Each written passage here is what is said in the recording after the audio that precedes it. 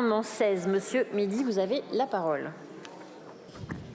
Oui, merci Madame la Présidente.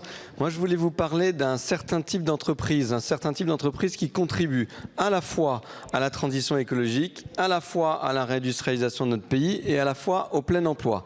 Je vous parle de nos start-up, TPE, PME, ETI innovantes, d'un secteur bien particulier, celui de l'innovation de rupture, de la deep tech, et de nos start-up, TPE, PME, ETI innovantes de l'industrie.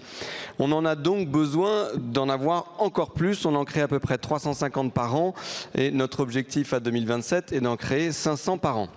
Ces entreprises, elles ont un temps de développement très long.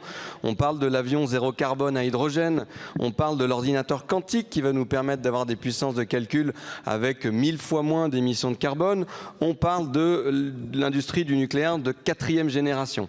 C'est des temps de développement qui sont beaucoup plus longs parfois que 5 ans, 10 ans, 15 ans, 20 ans. Et donc il faut qu'on adapte nos outils d'investissement pour ces entreprises pour pouvoir les favoriser.